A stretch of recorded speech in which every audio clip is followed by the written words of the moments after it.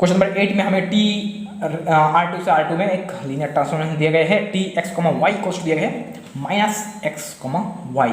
ठीक है, option number A में दिया गया है टी टू द पावर 2 के इक्वल्स टू टी होगा फॉर ऑल के ग्रेटर इक्वल्स टू 1 के लिए। ठीक है, अच्छा तो क्या इक्वल्स टू जब 1 होगा तब क्या होगा, T square equals to T. देखते हैं टी स्क्वायर इक्वल टी होता है या नहीं।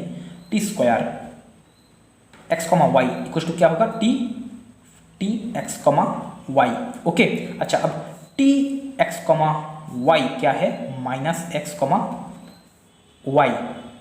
ओके, अच्छा तो दिस इक्वल्स टू क्या होगा, T minus x comma Y क्या होगा, माइनस ऑफ माइनस एक्स मतलब एक्स कॉमा वाई।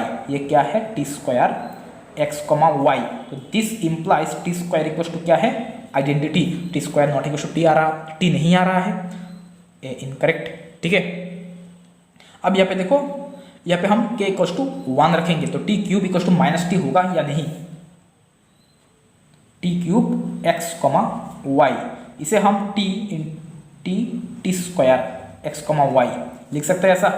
अच्छा T square x comma Y क्या है, एक्स कॉमा वाई। ओके, अच्छा तो टी एक्स कॉमा वाई क्या है, minus x comma Y. Okay, and minus x comma y and this equals to क्या है, दिस इक्वल्स टू है टी एक्स कॉमा वाई। तो this implies T cube equals to क्या है, T, तो not equals to minus T, तो B भी incorrect होगा।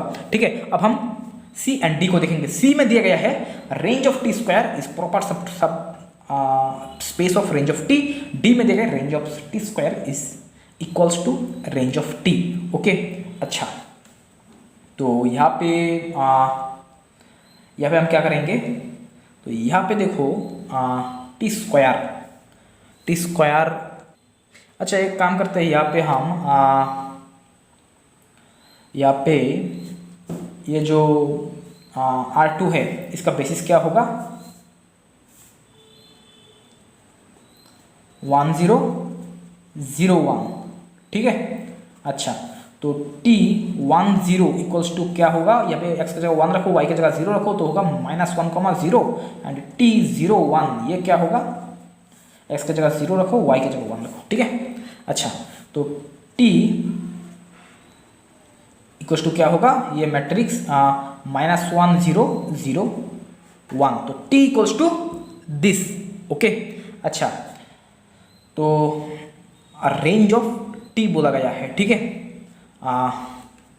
अच्छा इसे हम दो तरीके से देख सकते हैं। देखो यहाँ पे जो टी का हमें डायमेंशन मिल रहा है वो क्या है, सॉरी डायमेंशन नहीं, जो रैंक मिल रहा है, रैंक ऑफ टी क्या है, 2 होगा। ठीक है, 2 पिवट एलिमेंट मिल रहा है तो रैंक ऑफ टी 2। अच्छा तो टी स्क्वायर इक्वल्स टू क्या है, आइडेंटिटी, एंड आइडेंटिटी मतलब 1001, तो इसका रैंक क्या है, तो rank of T square equals to क्या होगा, 2 होगा।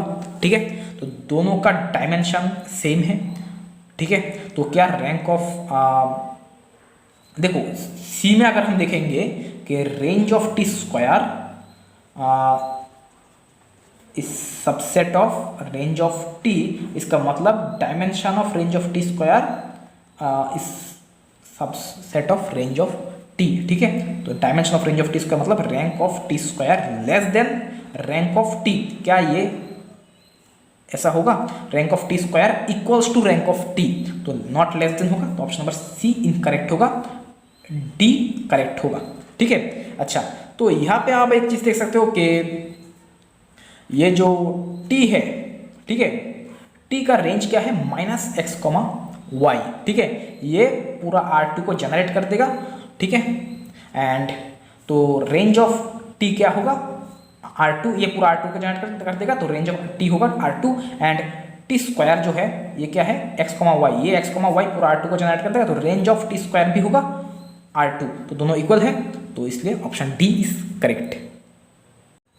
क्वेश्चन नंबर 19 में हमें M एक 6x6 मैट्रिक्स दिया गया है। ठीक है, तो इस M मैट्रिक्स का आइगन वैल्यू है 2 and -1 एंड ये कंडीशन दिया गया है m⁵ equals to AI plus BM, तो A एंड B का क्या वैल्यू होगा। ओके, अच्छा तो यहाँ पे देखो लैम्डा जो आइगन वैल्यू है इस इक्वेशन को सेटिस्फाई करेगा, ठीक है। तो lambda to the power 5 equals to होगा क्या, ए प्लस बी लैम्डा, ठीक है। अच्छा, अब लैम्डा का वैल्यू आप पुट करो यहाँ पे, लैम्डा इक्वल्स टू जब 2 होगा तब ये क्या होगा, 2 to the power 5 equals to A plus B into minus one, B into minus one. अच्छा, तो यहाँ से हमें क्या मिल रहा है, this implies A minus B minus 2 to the power 5 मतलब 32 इक्वल्स टू 0, ओके। अच्छा, एंड जब लैम्डा इक्वल्स टू -1 होगा तब क्या होगा, -1 whole to the power 5 equals to A plus B into, sorry ये मैंने क्या किया, ये तो 2 है, लैम्डा इक्वल्स टू 2, ठीक है। तो A plus 2b minus 32 equals to 0। अच्छा, b इंटू -1 इक्वल्स टू 0, जब लैम्डा इक्वल्स टू -1 है तो this implies A minus B, sorry ये 0 नहीं, ए माइनस बी यहाँ पे होगा -1 तो +1 इक्वल्स टू 0, ठीक है। अच्छा, ये मान लो नंबर 1 इक्वेशन है, ये है नंबर 2। अच्छा, इन दोनों को अगर आप सॉल्व करोगे तो आपको क्या मिलेगा, ए बी 1, देखो 2 इंटू 1 होगा 2 माइनस 32 इंटू -1 होगा +32 तो -32, ओके। अब इसके बाद आप b को छोड़ दो तो -32 इंटू यहाँ पे ए का कोफिशिएंट क्या है 1 तो होगा -32 एंड ए इंटू ए का कोफिशिएंट है 1 तो 1 इंटू 1 होगा -1, ठीक है। अच्छा, अब आप इसे छोड़ दो, ए एंड बी को देखते हैं हम। ए का कोफिशिएंट है 1 इंटू -1 होगा -1 एंड 2 इंटू 1 होगा 2 तो आगे एक माइनस होगा, ठीक है। अच्छा, तो यहाँ से हमें क्या मिल रहा है, ए का क्या वैल्यू होगा, यहाँ ये है -3 एंड ये क्या है, ये है -30 तो -30 बाई -3 होगा 10 एंड यहाँ से हमें बी का क्या वैल्यू मिलेगा, यहाँ पे होगा -33 तो -33 बाई -3 होगा 11 तो ए है 10 बी है 11 तो ए है 10 बी है 11 तो ऑप्शन नंबर ए जो है वो करेक्ट होगा, ठीक है। क्वेश्चन नंबर 20 में हमें m एक n by n non zero real matrix बोला गया है, ठीक है। अच्छा, m स्क्वायर इक्वल टू 0 दिया गया है, alpha belongs to r minus 0, ठीक है। तो अल्फा रियल नंबर पे बिलोंग कर रहा है लेकिन अल्फा नॉट इक्वल टू 0 है, ठीक है। ऑप्शन नंबर ए में बोला गया है alpha is the only eigen value of m plus alpha i and m minus alpha i, ठीक है। एंड बी में बोला गया है alpha is the only eigen value of this and this matrix. C में बोला गया है lambda alpha minus alpha is the only eigen value of this and this matrix and option number D में बोला गया है minus alpha is the only eigen value of the this and this matrix, okay. अच्छा, तो देखते हैं क्या करेंगे यहाँ पे हम। देखो m क्या बोला गया है, नॉन जीरो रियल मैट्रिक्स, ठीक है। अच्छा, n बाई n क्या दिया गया है, ग्रेटर इक्वल्स टू 2, ठीक है। तो हम मान लेते हैं कि m जो है वो एक 2/2 मैट्रिक्स है जिसका इसका एंट्रीज है 1 1 1 1, ठीक है। ये नॉन जीरो है, ओके। अच्छा, तो यहाँ पे एंड हम ये मान लेते हैं कि 1 जो है ना, ये जो 1 1 1 1 है this is belongs to Z2, ठीक है। अच्छा, तो आप m स्क्वायर करोगे तो आपको क्या मिलेगा, m स्क्वायर इक्वल्स टू क्या आएगा, यहाँ पे आएगा 2 2 2 2, ठीक है। अच्छा, ये जो एंट्रीज है वो Z2 में बिलोंग कर रहा है तो इसका मतलब ये क्या हो जाएगा 0 0 0 0, ठीक है। तो m स्क्वायर इक्वल्स टू 0 इस कंडीशन को सेटिस्फाई किया है, ठीक है। अच्छा, एंड ये जो मैट्रिक्स है इसका आइगन वैल्यू क्या होगा, इसका 2 आइगन वैल्यू होगा, ठीक है। 2/2 है इसलिए 2 आइगन वैल्यू होगा। इसका देखो ईच रो सम क्या है 2 है तो लैम्डा इक्वल्स टू 2 एक आइगन वैल्यू होगा एंड इसका डिटरमिनेंट क्या है 0 है तो 0 एक आइगन वैल्यू होगा, ओके। तो 2 and 0 is the eigen value of m। अच्छा, अब देखते हैं यहाँ पे जब तो यहाँ पे देखो अल्फा क्या होगा, अल्फा 0 होगा या 2 होगा, अल्फा इक्वल्स टू 2 होगा, 0 नहीं होगा, क्यों नहीं होगा, क्योंकि अल्फा बोला गया है नॉट इक्वल्स टू 0, ठीक है। तो अल्फा इक्वल्स टू 2। अच्छा, तो अब हम देखते हैं m प्लस 2i, ठीक है। ये जो मैट्रिक्स है m प्लस 2 अल्फा मतलब m प्लस 2i, यहाँ पे अल्फा इक्वल्स टू 2 है तो m प्लस 2i देखोगे आप तो 1 प्लस 2 होगा 3 1 1 3, ठीक है। अच्छा, तो यहाँ से इस मैट्रिक्स का जो हमें कैरेक्टरिस्टिक इक्वेशन मिलेगा वो क्या होगा, lambda square minus trace of this matrix, trace क्या होगा 6 lambda plus determinant of this, determinant क्या होगा 9 - 1 होगा 8 इक्वल्स टू 0। ठीक है, अच्छा, तो यहाँ से हम लैम्डा का वैल्यू फाइंड करेंगे, तो this implies lambda square minus, यहाँ पे मिडिल टर्म करो तो होगा 4 lambda minus 2 lambda plus 8 equals to 0। तो this implies lambda minus 4 into होगा लैम्डा माइनस 2 इक्वल्स टू 0। तो यहाँ से हमें लैम्डा का वैल्यू क्या मिलेगा 4, एक मिलेगा 4 एंड दूसरा मिलेगा 2। ठीक है, अच्छा, एंड अच्छा देखो, अच्छा इसके बाद हम m माइनस 2i को देख लेते हैं। m माइनस 2i क्या होगा, वन माइनस 1 ये मैट्रिक्स का। ठीक है, अब इसके मैट्रिक्स से कैरेक्टरिस्टिक इक्वेशन देखते हैं, lambda square minus trace of this क्या होगा -2 minus plus 2 lambda plus determinant of this, determinant क्या होगा 1 होगा, माइनस माइनस हुआ 1 माइनस 1 0 हो जाएगा, दिस इक्वल्स टू 0। तो दिस इंप्लाइज लैम्डा को कॉमन ले लो, तो लैम्डा प्लस 2 इक्वल्स टू 0। तो this implies lambda equals to क्या मिल रहा है हमें 0, -2। अच्छा, ऑप्शन नंबर ए में बोला गया है alpha lambda equals to alpha is the only eigen value of this and this matrix. तो अल्फा इक्वल्स 2, तो 2 क्या इस मैट्रिक्स, इन दोनों मैट्रिक्स का आइगन वैल्यू है 2। देखो यहाँ पे सिर्फ इस मैट्रिक्स का आइगन वैल्यू है, इस मैट्रिक्स का नहीं है। ठीक है, तो ऑप्शन नंबर ए जो है वो इनकरेक्ट हो जाएगा। ठीक है, अच्छा, अब देखो -2 क्या है, ये है माइनस अल्फा। ओके, अच्छा, तो माइनस अल्फा क्या इन दो मैट्रिक्स का आइगन वैल्यू है, माइनस अल्फा सिर्फ इस मैट्रिक्स का आइगन वैल्यू है, इसका नहीं है, तो सी भी इनकरेक्ट हो जाएगा। ठीक है, तो अब हम देखेंगे अल्फा i माइनस एम मतलब 2i माइनस एम, ये मैट्रिक्स क्या होगा 2i। ठीक है, 2i माइनस एम, तो 1 -1 यहाँ पे होगा -1 1।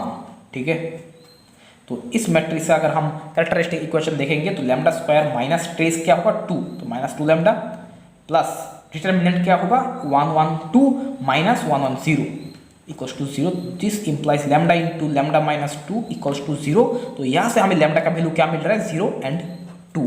ठीक है, तो 2 जो है मतलब अल्फा इक्वल्स टू 2, तो अल्फा 2 इस मैट्रिक्स का भी आइगन वैल्यू है एंड इस मैट्रिक्स का भी आइगन वैल्यू है।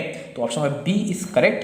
डी में बोला गया है -2, तो -2 इन दोनों में से एक का किसी का भी आइगन वैल्यू नहीं है, तो डी इनकरेक्ट होगा, सिर्फ B is correct. Okay, question number 23 में हमें m एक 4/3 रियल मैट्रिक्स दिया गया है। ठीक है, एंड ये बोला गया है R3 का स्टैंडर्ड बेसिस है, तो कौन सा ऑप्शन ट्रू होगा।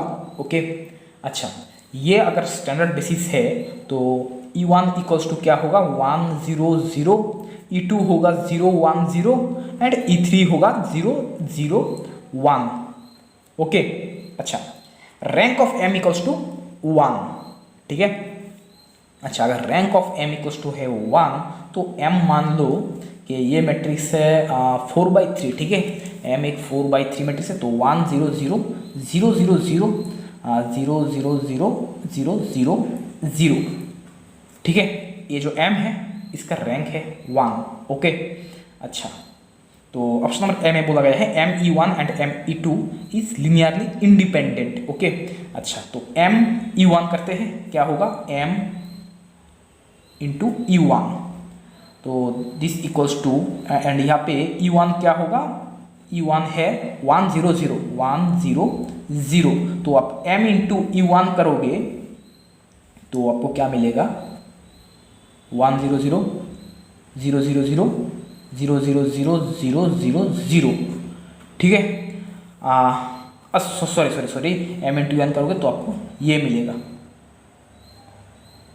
ये 4/1 मैट्रिक्स मिलेगा m इंटू E1 करोगे। ओके, अच्छा, अब आप m इंटू E2 करोगे, E2 क्या है ये 0 1 0, तो m इंटू E2 करोगे तो 0 0 0 0, ये मैट्रिक्स मिलेगा 4/1 मैट्रिक्स। अच्छा, अब देखो ये ME1 एंड ME2 क्या ये लिनियरली इंडिपेंडेंट है, ME2 0 हो रहा है, एक 0 मैट्रिक्स आ रहा है, तो इसका मतलब ये लिनियरली इंडिपेंडेंट नहीं होगा, ए इनकरेक्ट होगा।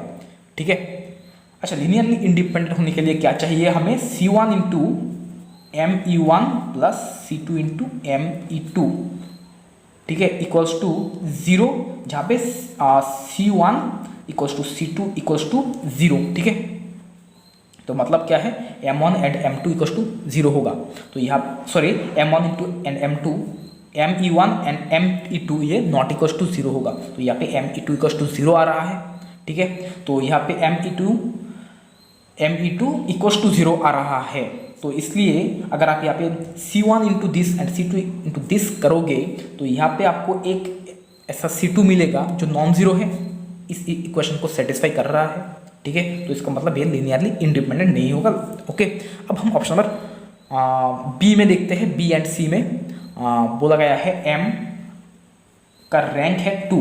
अच्छा, तो 1 0 0 0 1 0 0 0 0 0 0 0, ओके। अच्छा, अब हम E1 करते हैं। E1 है 1 0 0। अच्छा, तो हम यहाँ पे हम ME1 करेंगे तो हमें मिलेगा ये मैट्रिक्स 1 0 0 0, ठीक है। एंड ME2 करेंगे, ME2 इक्वल्स टू होगा 1 1 0 0, ठीक है। अच्छा, एंड हम ME3 करेंगे तो हमें मिलेगा कि E3 क्या है, 0 0 1। तो ME3 करेंगे तो ये होगा 0 0 0 0 मैट्रिक्स, ठीक है। अच्छा, अब देखो ये ME3 एक 0 मैट्रिक्स आ गया है, एंड तो ME1 एंड ME3 ये लिनियरली इंडिपेंडेंट नहीं होगा। ऑप्शन नंबर सी इनकरेक्ट, ठीक है। अच्छा, तो बी में देखते हैं ME1 एंड ME2 क्या ये लिनियरली इंडिपेंडेंट होगा। तो देख लेते हैं, C1 into ME1 plus C2 into ME2 equals to क्या है, 0, ओके। अच्छा, तो C1 इंटू ME1 करोगे तो आपको मिलेगा C1 0 0 0, C2 इंटू ME2 करोगे तो आपको मिलेगा C2 0 0 इक्वल्स टू 0 मैट्रिक्स 0 0 0 0, ठीक है। And this plus this equals to होगा C1 प्लस C2 0 0 मैट्रिक्स, ठीक है। तो इन दोनों को कंपेयर करोगे तो आपको क्या मिलेगा, C2 इक्वल्स टू 0, एंड यहाँ से आपको क्या मिलेगा, C1 plus C2 equals to 0 and C2 equals to 0 है, तो इसलिए C1 इक्वल्स टू 0, ठीक है। अच्छा, यहाँ पे हमें ये लिनियरली इंडिपेंडेंट हो रहा है, ठीक है, जब M इक्वल्स टू 2 होगा। अच्छा, मैं एक काम करता हूँ, ये मैट्रिक्स है इसे मैं चेंज कर देता हूँ, 1 1 1 1 एंड ये ले लो 1, ठीक है। तो इसका रैंक है 2, ओके। तो ME1 जो होगा वो होगा 1 1 0 0, ओके। अच्छा, तो अब देखो C1 इंटू ME1 करोगे तो क्या होगा, C1 एंड C2 तो C1 प्लस C2। तो यहाँ से हमें क्या मिल रहा है, C1 plus C2 equals to 0 मिल रहा है, ठीक है, ओके। अच्छा, तो ये अगर मान लो C1 equals to 1 and C2 equals to -1, ठीक है, ये दोनों नॉन जीरो हैं, तो इस कंडीशन को सेटिस्फाई कर रहा है, ठीक है। तो यहाँ पे C1 एंड C2 हमें दो नॉन जीरो मिल रहा है, तो इसका मतलब ये लिनियरली इंडिपेंडेंट नहीं होगा। तो ऑप्शन बी भी इनकरेक्ट है, D is correct. Question number 34 में हमें बोला गया है भी एक नॉन जीरो वेक्टर स्पेस है over the field F and S एक नॉन एम्प्टी सबसेट है भी का, ठीक है। तो कौन सा ऑप्शन ट्रू होगा। देखो स्टेटमेंट 1 में जो दिया गया है, for any vector space W over F any map F statement 1 में दिया गया है any map F such that S to W extends to a linear map from V to W, ठीक है, ये एक लीनियर मैप होगा। अच्छा, तो क्या ये स्टेटमेंट 4 को इम्प्लाई करता है। ऑप्शन नंबर ए में दिया गया है, बी में दिया गया है स्टेटमेंट 1 3 को इम्प्लाई करता है। अच्छा, स्टेटमेंट 3 में दिया गया है S is linearly independent, and statement 4 में दिया गया है the span of S is भी। अच्छा देखते हैं इसे, देखो अच्छा स्टेटमेंट 3 में दिया गया है एस इज लीनियरली इंडिपेंडेंट, ठीक है। अच्छा एक काम करते हैं हम, ऑप्शन नंबर बी में जो दिया गया है 1 implies 3, तो ऑप्शन नंबर बी में दिया गया है 1 implies 3 एंड ए में दिया गया है 1 implies 4। अच्छा पहले हम इसे देखते हैं, S is linearly independent. Suppose हम मान लेते हैं कि एस इज लीनियरली डिपेंडेंट, ठीक है, एंड एस इक्वल्स टू क्या है, एस इक्वल्स टू मान लो ये है S1 S2 S3 up to Sn तक है, ठीक है। अच्छा तो एस इज लीनियरली डिपेंडेंट, ठीक है। तो यहाँ पे हमें ऐसा कोई क्या, अच्छा मान लेते हैं कि s इक्वल्स टू एस में 2 एलिमेंट है S1 एंड S2, ठीक है।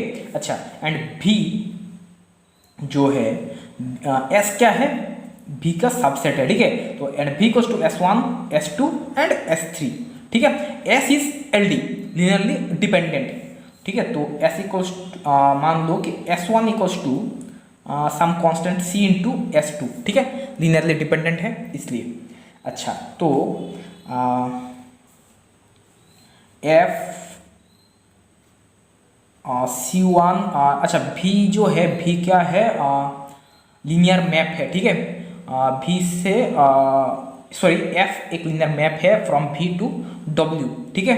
अच्छा V का एलिमेंट है ये, तो F C1 S1 plus C2 S2 plus C3 S3 equals to क्या होगा, इक्वल्स टू होगा C1 FS1 क्योंकि ये लीनियर मैप है, plus C2 FS2 plus C3 FS3, okay. अच्छा एंड अब मान लो कि F जो है ये S से W में एंड V से W में ये एक कांस्टेंट मैपिंग है, ठीक है। एंड ये W का एक एलिमेंट है, मान लो कि स्मॉल w है, ठीक है। ये S से स्मॉल w में मैप कर रहा है एंड V से स्मॉल w में मैप कर रहा है, ठीक है। तो ये कांस्टेंट मैपिंग है, ओके। तो FS1 इक्वल्स टू क्या होगा, W होगा, ठीक है। C1 FS2 भी W होगा, FS3 भी W होगा, ठीक है। तो दिस इक्वल्स टू, यहाँ से W को कॉमन ले लो तो C1 plus C2 plus C3 W, okay.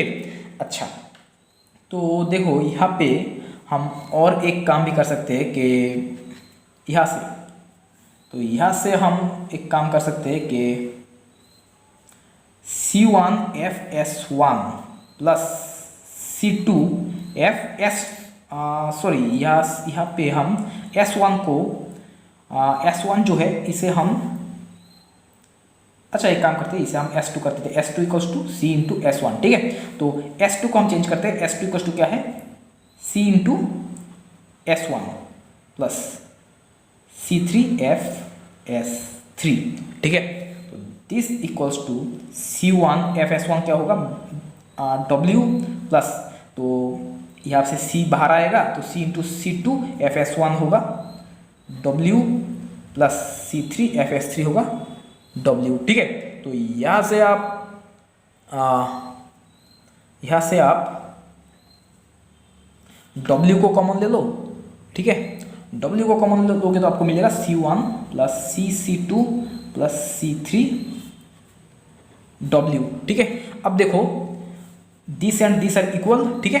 तो इन दोनों को अगर आप इक्वल करोगे तो आपको क्या मिलेगा, C1 प्लस W कैंसिल हो जाएगा, तो C1 plus C2 plus C3 equals to C1 plus C2 plus C3, okay. तो ये C1 कैंसिल, C3 कैंसिल, तो this implies C2 equals to C2, okay. तो देखो ये यहाँ पे C2 नॉन जीरो है, ठीक है। तो this implies C equals to क्या होगा, 1 होगा। तो यहाँ से हमें क्या मिल रहा है, तो this implies S2 equals to S1, ठीक है। इसका मतलब क्या है, देखो इसका मतलब ये है कि यहाँ पे हमें ऐसा कोई भी, मतलब ऐसा कोई एलिमेंट नहीं मिलेगा जो दूसरे का कांस्टेंट मल्टीपल है, ठीक है। तो इसका मतलब ये लीनियरली डिपेंडेंट नहीं होगा, तो इसका मतलब S is linearly independent. Okay, तो 1 3 को इम्प्लाई कर रहा है, तो option number B is correct. Okay, अच्छा अब हम ये देखते हैं 2, देखते हैं 2 किसको इम्प्लाई करता है, ठीक है। अच्छा यहाँ पे देखो एफ एस इक्वल्स टू क्या है, G S for all S belongs to S के लिए, ठीक है। एंड एफ भी इक्वल्स टू जी भी, ठीक है। अच्छा एस का एलिमेंट क्या है, S1 एंड S2, तो एस एफ S1 क्या होगा, GS1 and F S2 equals to होगा GS2, ठीक है। एंड भी का एलिमेंट है, स्मॉल भी क्या है, भी का एलिमेंट है, ठीक है। अच्छा देखो यहाँ पे हमने जो सेट कंसीडर किया है एस एंड भी का, यह पे जो एस है, एस भी को स्पान नहीं करेगा, ठीक है। तो हमने ये मान लिया कि S is not a spanning set of भी, ठीक है।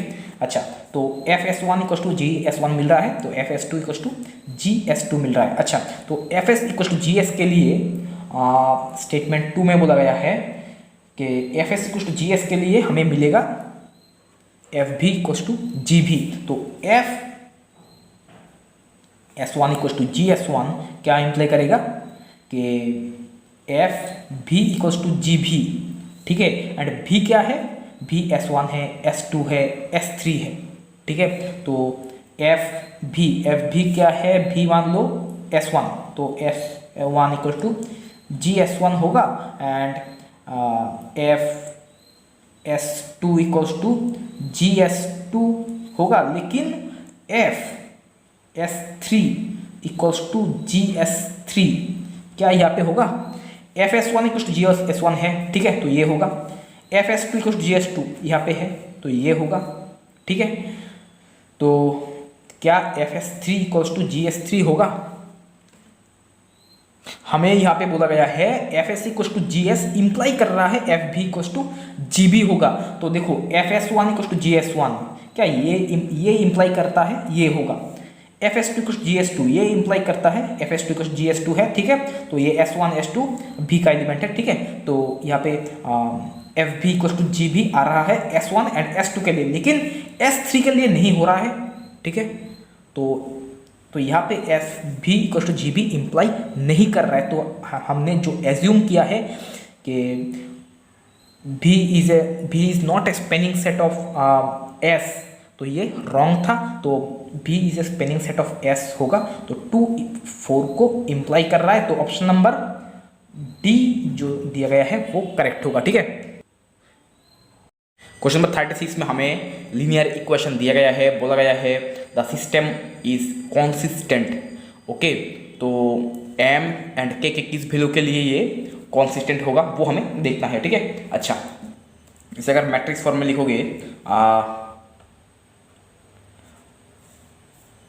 एक्स वाई एंड जेड के कॉफिशिएंट जो है, ये मान लो ये है ए मैट्रिक्स, ठीक है। ए मैट्रिक्स 1 1 5 एंड 1 2 m 1 2 4 एंड जो कांस्टेंट टर्म है ये है बी मैट्रिक्स, तो 3 5 के, इन दोनों को मैं एक साथ लिख रही हूँ, ठीक है, एक साथ हम लिख रहे हैं इसे। तो A by B equals to this matrix. अच्छा तो यहाँ पे हम रो ऑपरेशन करेंगे, तो क्या मिलेगा हमें, अच्छा क्या करेंगे पहले R2 से हम R1 को माइनस करेंगे, ठीक है। इसके बाद हम R3 से हम R3 से R1 को माइनस कर देते हैं, तो क्या मिलेगा हमें 1 1 5 3 0 -1 m -5 एंड यहाँ पे होगा 2, ठीक है। अब R3 माइनस R1 करेंगे तो 0 1 4 -5 होगा क्या -1 एंड यहाँ पे होगा के -3, ठीक है। अच्छा अब क्या करते हैं, अब यहाँ पे हम R3 से R2 को माइनस करते हैं। R3 dash equals to R3 minus R2, तो क्या होगा 1 1 5 3 0 minus 1 m minus 5 2 and sorry R3 plus R2 करेंगे तो ये 0 हो जाएगा, 0 0 m माइनस, देखो यहाँ पे हमने R2 माइनस R1 जब करेंगे तो यहाँ पे प्लस होगा, ठीक है। अच्छा, तो ये प्लस होगा, तो R3 माइनस R2 करेंगे तो ये 0 होगा एंड यहाँ पे होगा क्या, R3 माइनस R2 करेंगे तो ये होगा m प्लस 4, यहाँ पे होगा माइनस m प्लस 4 एंड यहाँ पे होगा m माइनस 2। अच्छा देखो ऑप्शन नंबर ए में देखते हैं, ए में दिया गया है m नॉट इक्वल्स टू 4। अच्छा, जब m नॉट इक्वल्स टू 4 होगा तब ये क्या होगा, ये नॉन जीरो होगा, ठीक है। तो माइनस m प्लस 4 ये होगा नॉन जीरो, ठीक है। तो ये अगर नॉन जीरो होता है तो ये जो मैट्रिक्स है a बाई बी मैट्रिक्स, इस मैट्रिक्स का रैंक क्या होगा, 3 होगा, ठीक है। एंड ए मैट्रिक्स का रैंक क्या होगा, ए मैट्रिक्स जो है, ये जो ए मैट्रिक्स है इस मैट्रिक्स का भी रैंक, ए मैट्रिक्स का भी रैंक होगा 3, ठीक है। तो इसका मतलब यहाँ पे हमें यूनिक सॉल्यूशन मिलेगा, ये दोनों इक्वल हो गया है तो इसका मतलब हमें यहाँ पे यूनिक सॉल्यूशन मिलेगा, ठीक है। तब सिस्टम इज कॉन्सिस्टेंट, ओके। तो option number A is correct, okay. अच्छा, बी में देखो, बी में दिया गया है k नॉट इक्वल्स टू 5। अच्छा, अगर k इक्वल्स टू मान लो 6 है, ठीक है, कुछ भी है, k नॉट इक्वल्स टू 5 मतलब ये क्या है, ये नॉन जीरो है, तो k minus 5 is non zero. अगर यहाँ पे मान लो m इक्वल्स टू 4 हो रहा है, अगर m इक्वल्स टू 4 है तो minus m plus 4 equals to होगा 0, ठीक है। तो ये ए बी मैट्रिक्स का रैंक क्या होगा, 2 हो जाएगा, ठीक है। And sorry, A B matrix का k नॉट इक्वल्स टू 5 है तो ए बी मैट्रिक्स का रैंक होगा 3, लेकिन ए मैट्रिक्स का रैंक क्या होगा, ए मैट्रिक्स का रैंक होगा 2, ठीक है। तो दोनों अनइक्वल है, ठीक है। तो इसका मतलब क्या, यहाँ पे कोई भी सॉल्यूशन नहीं मिलेगा हमें, ठीक है। तो ये इनकॉन्सिस्टेंट हो जाएगा, तो option number B is not true, okay. अच्छा, सिमिलरली ऑप्शन नंबर सी में भी देख सकते हो, अगर m इक्वल्स टू 4 होता है, m इक्वल्स टू 4, ठीक है, एंड m इक्वल्स टू 4 होता है एंड k अगर नॉट इक्वल्स टू 5 हो रहा है तो रैंक ऑफ ए बी होगा 3, रैंक ऑफ ए होगा 2, तो यहाँ पे भी हमें नो सॉल्यूशन मिलेगा, तो सी भी इनकरेक्ट, ओके। अच्छा, डी में देखते हैं, डी में दिया गया है k इक्वल्स टू 5, ठीक है। अगर k इक्वल्स टू 5 होता है, यहाँ पे k इक्वल्स टू 5, ठीक है, अगर k इक्वल्स टू 5, ठीक है, k इक्वल्स टू 5 के लिए m क्या होगा, अच्छा m मान लो 4 है, ठीक है, m इक्वल्स टू 4 है तो m माइनस 4 ये 0 हो जाएगा। तो रैंक ऑफ जो ये जो ए बी मैट्रिक्स है इसका रैंक इक्वल्स टू क्या होगा, 2 होगा एंड रैंक ऑफ ए भी होगा 2, ठीक है। तो दोनों इक्वल हो रहा है, तो यहाँ पे हमें दोनों इक्वल हो रहा है, लेकिन मैट्रिक्स का जो ऑर्डर है उससे छोटा है 2, तो यहाँ पे हमें इनफाइनेटली मेनी सॉल्यूशन मिलेगा, तो ये कॉन्सिस्टेंट हो जाएगा, ठीक है। अच्छा, अब देखते हैं जब m not equal k equals to 5 लेकिन m नॉट इक्वल्स टू 4 जब होगा तब, ठीक है। अच्छा, तब क्या होगा, ये जो a बाई बी मैट्रिक्स होगा इसका रैंक होगा 3, okay, and rank of a होगा 3, दोनों इक्वल है एंड मैट्रिक्स का ऑर्डर के साथ ये रैंक इक्वल आ रहा है, तो यहाँ पे हमें यूनिक सॉल्यूशन मिलेगा, ठीक है। तो सिस्टम इज कॉन्सिस्टेंट, तो option number D is correct. Question number 49 में हमें P2020 ये एक वेक्टर स्पेस दिया गया है, ठीक है, एंड W बोला गया है इसका सब स्पेस है, तो डायमेंशन ऑफ W फाइंड करना होगा। अच्छा देखो, तो P2020 इक्वल्स टू क्या है, यहाँ पे अब I इक्वल्स टू 0 रखो तो होगा A0, इसके बाद क्या है A1, I इक्वल्स टू 1 रखो, A1x, I इक्वल्स टू 2 रखो तो A2x स्क्वायर अप टू कहाँ तक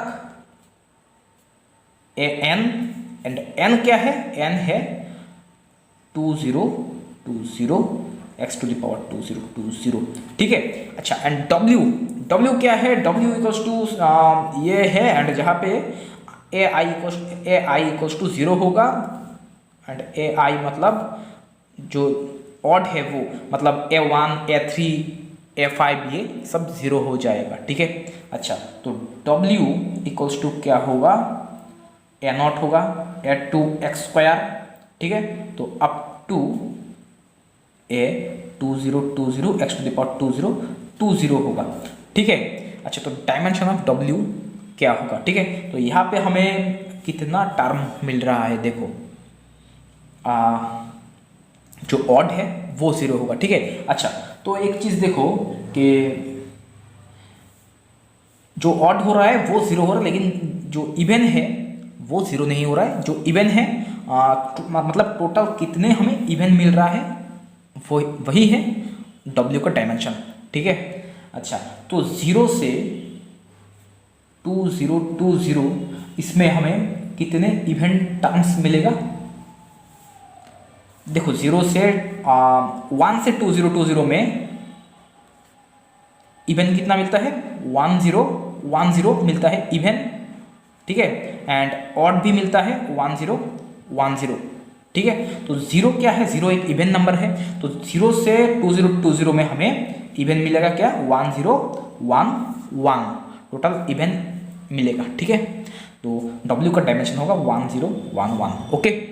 क्वेश्चन नंबर 58 में हमें m इक्वल्स टू ये मैट्रिक्स दिया गया, ठीक है। तो determinant of 8i minus m का होल क्यूब, इसका हमें डिटरमिनेंट फाइंड करना होगा। अच्छा, आप देखो एक चीज़ देखो, determinant of a into B, ये क्या है, determinant of a into determinant of b, ठीक है।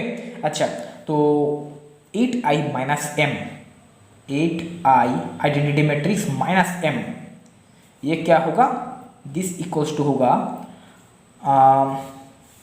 9 माइनस 8 क्या होगा 1, एंड 2 7 2 माइनस 0 2 7 माइनस 0 7 1 माइनस 0 1 0, इसके बाद 7 माइनस 8 क्या होगा -1, 2 माइनस 0 2 1 माइनस 0 1 0 0 11 माइनस 8 होगा 3 6 minus 0 6 0 0 minus 5 0 sorry 8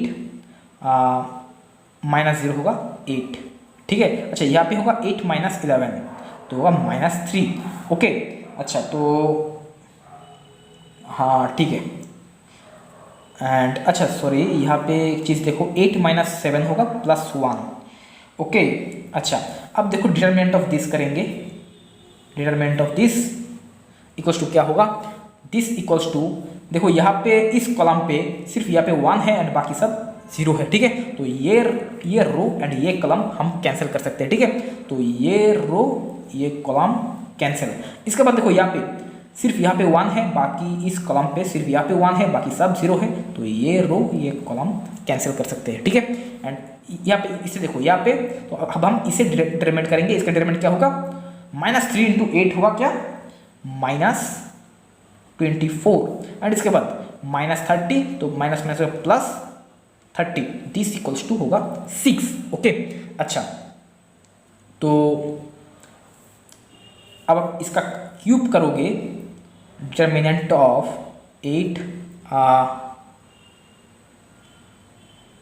8i minus m, इसका क्यूब मतलब क्या है 8i माइनस m का इसका होल क्यूब, इसका डिटरमिनेंट, ठीक है। तो दिस इक्वल्स टू क्या होगा, दिस इक्वल्स टू होगा 6 क्यूब इक्वल्स टू 216, सॉरी यहाँ पे एक मिनट देखो, यहाँ पे हमने जब 8i माइनस m किया था तो यहाँ पे आगे एक माइनस आएगा, ठीक है। एंड यहाँ पे जब हमने ये रो ये कॉलम कैंसिल किया था तो यहाँ पे 1 के आगे एक माइनस था, तो हमें माइनस कॉमन लेना चाहिए था, ठीक है। माइनस बाहर आएगा तो दिस इक्वल्स टू होगा -6 एंड -6 का क्यूब होगा -216। क्वेश्चन नंबर 59 में हमें टी एक लीनियर ट्रांसफॉर्मेशन दिया गया है R7 से, R7 पे nullity of T equals to 2, तो minimum of rank of T square equals to क्या होगा, ठीक है। अच्छा, मान लो कि टी, ठीक है, एक लीनियर ट्रांसफॉर्मेशन है V ओवर F से v ओवर f में, ठीक है। यहाँ पे v का डायमेंशन है n एंड यहाँ पे है m, ठीक है। एंड s भी एक लीनियर ट्रांसफॉर्मेशन है v ओवर f जिसका डायमेंशन है m से v ओवर f में, यहाँ पे v का डायमेंशन है r, ठीक है। तो रैंक ऑफ एस टी, हाँ एस कॉम्पोजिशन ले सकते हो या हाँ एस टी इक्वल्स टू क्या होगा, रैंक ऑफ एस टी जो है this is less than from minimum of rank of S rank of T होगा, and this is greater than from rank of S plus rank of T minus होगा, यहाँ पे v का dimension क्या है m है तो माइनस m, ओके। अच्छा तो यहाँ पे देखो, यहाँ पे s के जगह t रख दो तो क्या होगा, rank of T square, this is greater than from rank of t plus rank of t minus होगा 7, ओके। अब देखो रैंक ऑफ t क्या होगा, rank of t plus nullity of t equals to क्या है, dimension of v equals to 7, तो rank of t equals to होगा 7 minus nullity of t, 7 minus 2, this equals to 5, तो this equals to 5 plus 5 minus 7 greater than from rank of T square, तो this equals to का 3 is less than from rank of T square, तो rank of T square is greater than from 3, ठीक है। तो minimum value क्या होगा rank of T square का 3, okay.